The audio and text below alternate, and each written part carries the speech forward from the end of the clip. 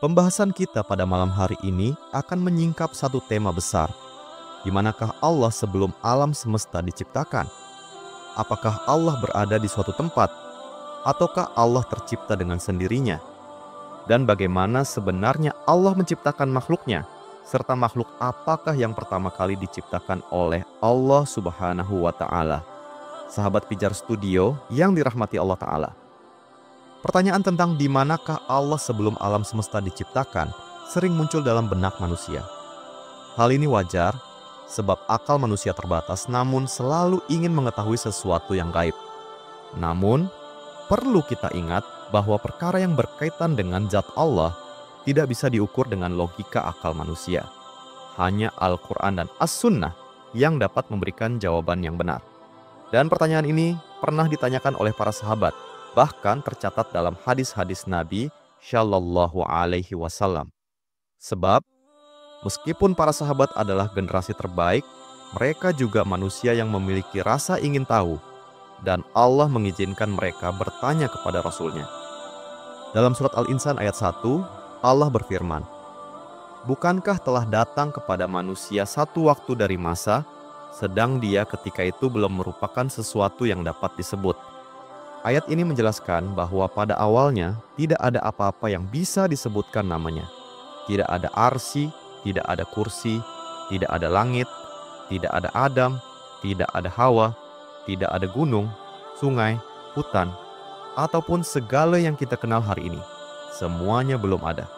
Yang ada hanyalah Allah semata, Sang Pencipta, yang keberadaannya tidak bergantung pada ruang, waktu, maupun tempat. Dialah satu-satunya zat yang maha awal, dan darinya lah segala sesuatu berawal. Dalam sebuah riwayat, ada seorang sahabat yang bertanya kepada Rasulullah Shallallahu Alaihi Wasallam, "Wahai Rasulullah, sebelum Allah menciptakan langit dan bumi, di manakah Allah berada?" Pertanyaan ini bukan lahir dari keraguan, melainkan dari ketulusan untuk memahami. Sebab iman yang benar tidak mematikan akal, justru mendorong akal untuk mencari kebenaran. Rasulullah Shallallahu Alaihi Wasallam menjawab dengan sabda yang ringkas namun penuh makna. Allah ada dan tidak ada sesuatu pun selainnya. Arsy-Nya berada di atas air dan Allah telah menulis segala sesuatu dalam Lauhul Mahfuz. Dari jawaban singkat ini terkandung 3 pokok besar. Pertama, Allah selalu ada. Allah tidak bergantung pada ruang dan waktu karena ruang dan waktu sendiri adalah ciptaannya. Kedua, Arsy berada di atas air. Ini menunjukkan adanya ciptaan pertama yang Allah jadikan sebagai awal mula penciptaan sebelum langit dan bumi. Ketiga, segala takdir telah tercatat dalam Lauhul Mahfuz jauh sebelum langit dan bumi diciptakan. Jawaban Nabi Shallallahu Alaihi Wasallam juga menjadi pengingat bahwa akal manusia terbatas. Hakikat keberadaan Allah tidak bisa dijangkau dengan imajinasi, karena Allah bukan makhluk dan tidak dibatasi ruang maupun arah. Maka akal perlu tunduk pada wahyu, bertanya boleh, namun jawaban akhirnya kembali pada apa yang Allah dan Rasul-Nya kabarkan. Pertanyaan, di mana Allah sebelum menciptakan alam semesta, hanyalah pintu gerbang, karena setelah itu pembahasan melebar pada apa yang pertama kali Allah ciptakan, bagaimana kondisi arsy, apa makna kursi, bagaimana langit dan bumi terbentang, hingga bagaimana takdir ditulis. Setiap pertanyaan membawa kita lebih dalam kepada makrifatullah, mengenal Allah melalui ciptaannya, dan memahami kebesarannya melalui sejarah penciptaan alam semesta. Diriwayatkan dari Imran bin Husain radhiyallahu anhu, ia berkata, suatu ketika sekelompok orang dari Bani Tamim datang menemui Rasulullah Shallallahu Alaihi Wasallam. Beliau menyambut mereka lalu berkata, "Wahai Bani Tamim, terimalah kabar gembira ini atas hidayah yang telah Allah anugerahkan kepada kalian." Namun mereka menjawab dengan nada duniawi, "Engkau telah memberi kami kabar gembira, maka berilah pula harta kepada kami." Mendengar jawaban itu, wajah Rasulullah Shallallahu Alaihi Wasallam tampak berubah. Tidak lama kemudian, datanglah orang-orang Yaman. Rasulullah Shallallahu Alaihi Wasallam kembali mengatakan, "Wahai penduduk Yaman, terimalah kabar gembira yang ditolak oleh Bani Tamim." Mereka menjawab dengan penuh kerendahan hati, "Kami menerimanya, wahai Rasulullah." Bahkan mereka menambahkan, kami datang kepadamu bukan untuk harta, melainkan untuk belajar agama. Kami ingin engkau ceritakan kepada kami tentang perkara yang pertama kali ada sebelum segala sesuatu diciptakan. Maka Rasulullah Shallallahu Alaihi Wasallam pun bersabda, Allah telah ada dan belum ada sesuatu pun selainnya. Arsy-Nya berada di atas air. Kemudian Allah mencatat segala sesuatu dalam kitab Lauhul Mahfudz, lalu Dia menciptakan langit dan bumi. Hadis riwayat Bukhari. Imran bin Husain radhiyallahu anhu lalu menuturkan, ketika Rasulullah Shallallahu Alaihi Wasallam menyampaikan sabda tersebut, tiba-tiba ada seorang laki-laki memanggilku, "Wahai Imran, untamu kabur." Maka aku pun bangkit hendak mencarinya. Namun tiba-tiba pandanganku terhalang kabut hingga aku tidak bisa melihat untaku. Demi Allah, saat itu hatiku merasa lebih ingin tetap tinggal mendengarkan sabda Rasulullah Shallallahu Alaihi Wasallam daripada mengejar untaku yang hilang. Dari hadis ini tampak jelas bahwa Bani Tamim lebih condong pada dunia, meminta harta setelah mendapat kabar gembira. Sedangkan penduduk Yaman justru lebih haus akan ilmu dan bertanya tentang hakikat awal penciptaan. Maka kemudian Rasulullah Shallallahu Alaihi Wasallam mengajarkan mereka bahwa Allah ada sejak azali, tidak didahului apapun, dan segala sesuatu berasal darinya. Ketika mendengar jawaban Nabi Shallallahu Alaihi Wasallam, para sahabat menerimanya dengan penuh iman. Mereka tidak menuntut penjelasan lebih dalam, tidak menantang dengan pertanyaan lanjutan yang meragukan. Mereka cukup dengan apa yang disampaikan Rasulullah Shallallahu Alaihi Wasallam, sebab iman mereka kokoh. Inilah adab dalam bertanya, mencari ilmu untuk menambah keyakinan, bukan untuk meragukan. Sahabat Pijar Studio yang dirahmati Allah Ta'ala. Di antara riwayat tentang keberadaan Allah sebelum penciptaan, terdapat satu hadis yang mengandung istilah yang mengandung arti yang sangat dalam, yaitu ama. Istilah ini sering menjadi perbincangan para ulama karena maknanya tidak sederhana, tetapi sangat dalam. Dalam sebuah hadis yang diriwayatkan Imam Ahmad, Rasulullah Shallallahu Alaihi Wasallam ditanya, "Di manakah Rabb kami sebelum Dia menciptakan makhluk?" Beliau menjawab, "Dia berada di dalam ama, tidak ada udara di atasnya dan tidak ada udara di bawahnya. Lalu Dia menciptakan ars di atas air." Hadis ini menambahkan detail penting yang tidak disebutkan dalam riwayat lain. Di sini Rasulullah Shallallahu Alaihi Wasallam menyebut ama sebagai kondisi sebelum penciptaan langit, bumi, bahkan udara. Pertanyaannya, apa itu ama? Kata ama dalam bahasa Arab berarti kabut pekat atau awan tebal. Namun para ulama berbeda pendapat dalam menafsirkannya. Beberapa ulama lughah menafsirkannya secara bahasa. Sebelum penciptaan, Allah berada tanpa ruang, lalu digambarkan dengan istilah awan kabut yang disebut ama. Sebagian ulama kalam menjelaskan, ama maksudnya bukan ruang fisikal, melainkan kondisi tanpa apa-apa.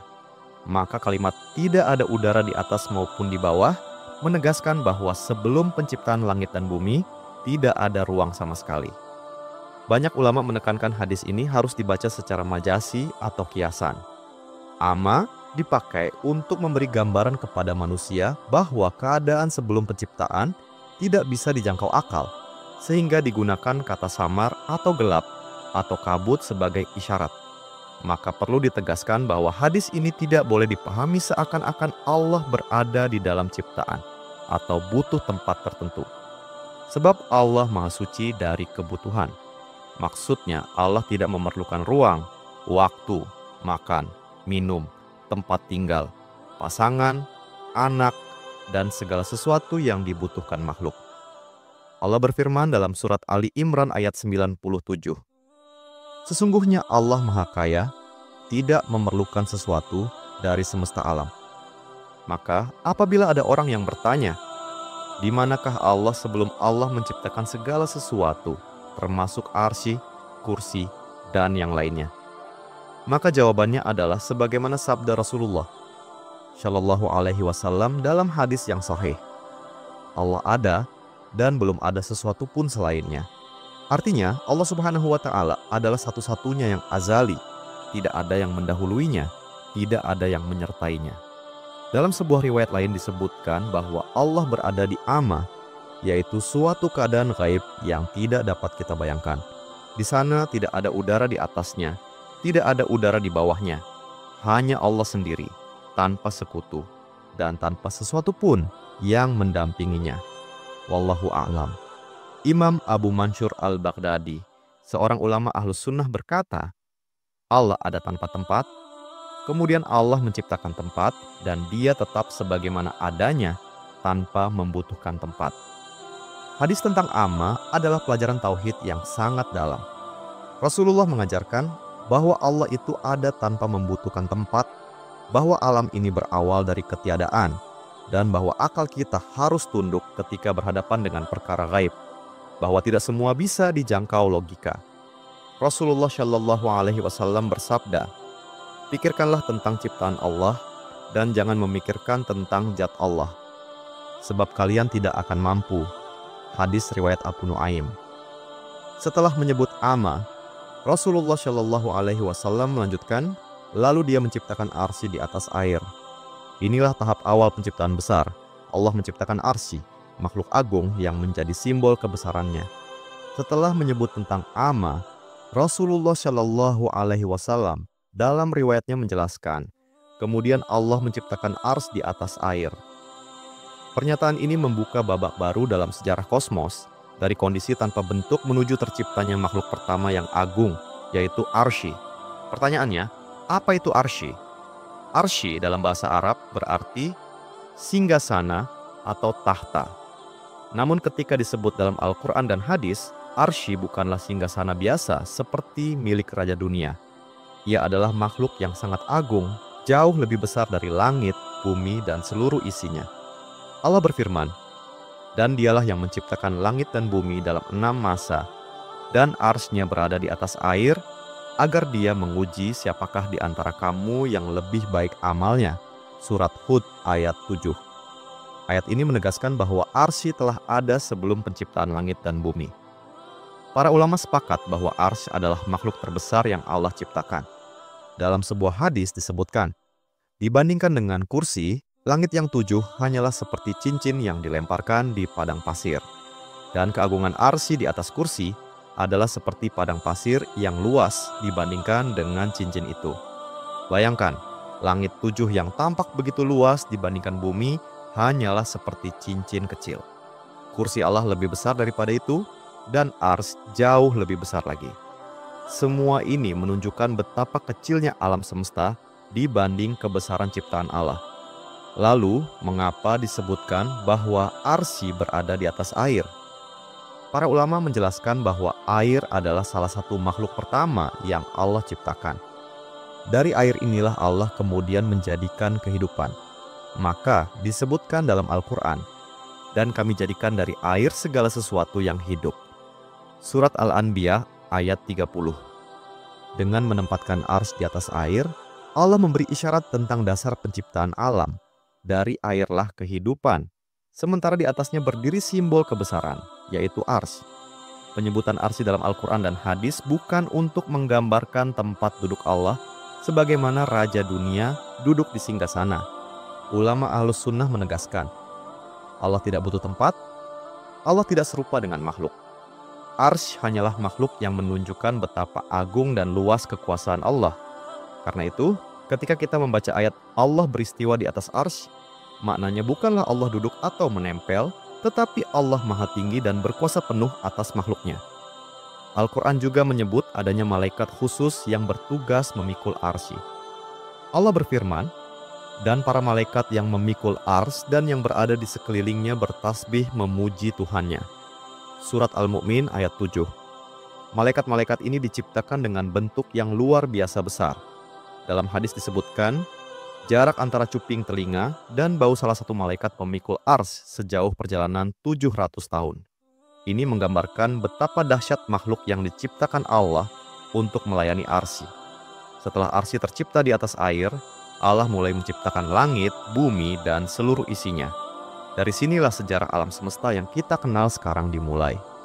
Al-Quran menyebutkan berulang kali bahwa Allah menciptakan langit dan bumi dalam 6 masa.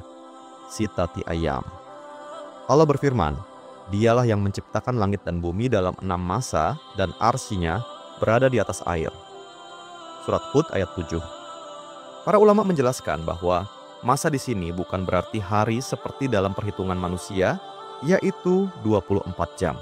Sebab matahari dan bulan sebagai penanda hari belum diciptakan. Yang dimaksud adalah 6 fase penciptaan. Proses penciptaan itu dilakukan dengan hikmah.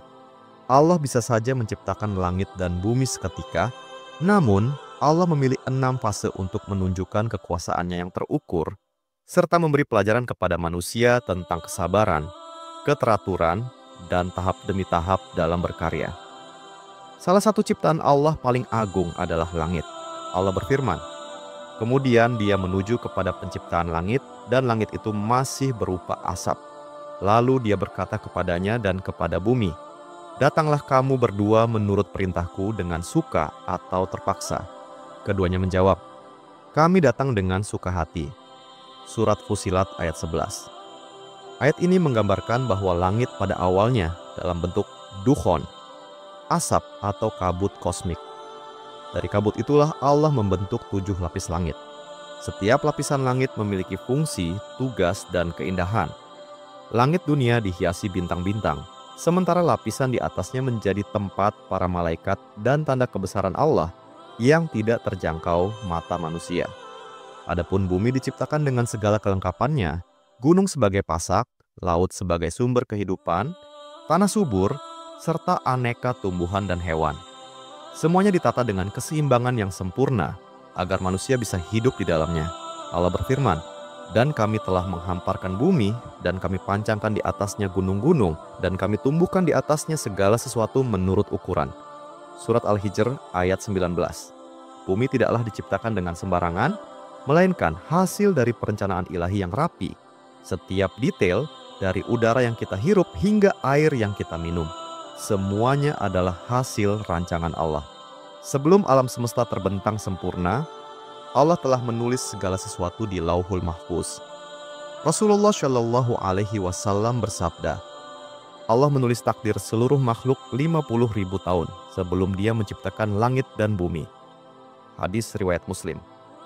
Lauhul Mahfuz adalah kitab agung yang menyimpan seluruh ketentuan.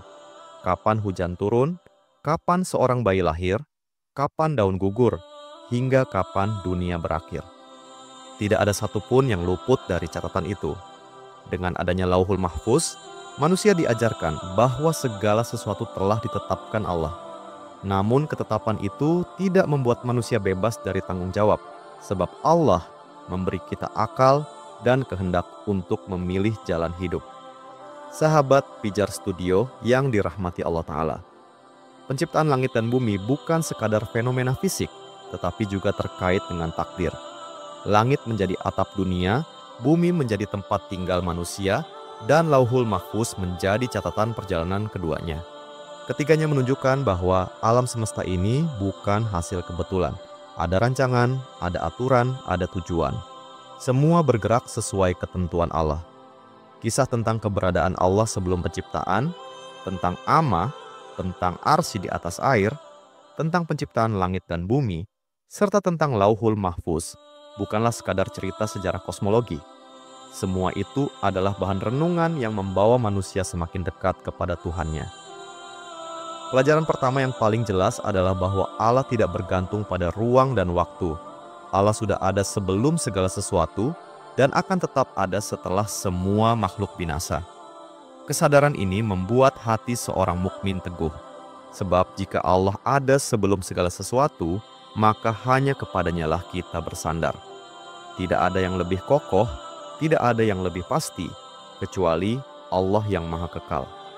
Alam yang kita lihat hari ini bukanlah hasil dari kekacauan, melainkan ciptaan Allah yang penuh perhitungan. Langit dengan bintang-bintangnya, bumi dengan gunung dan lautnya, semua ditata dengan ukuran yang sempurna.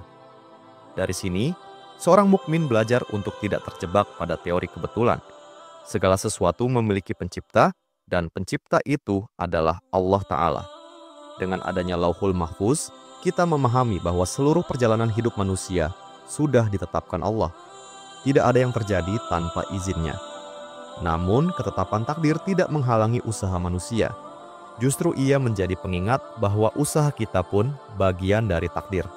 Maka, sikap terbaik adalah bekerja sekuat tenaga, lalu bertawakal kepada Allah yang sudah mengatur segalanya. Pertanyaan para sahabat tentang di mana Allah menjadi teladan adab bertanya.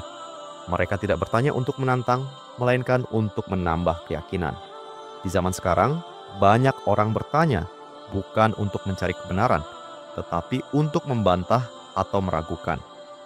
Dari kisah sahabat kita belajar bahwa pertanyaan harus lahir dari hati yang tulus, bukan dari kesombongan akal. Dari semua ini, kita diajak untuk tunduk, bersyukur, dan beribadah. Sebab pada akhirnya, yang paling penting bukanlah membahas di mana Allah, melainkan bagaimana kita bisa dekat dengannya melalui iman, ibadah, dan amal soleh. Assalamualaikum warahmatullahi wabarakatuh.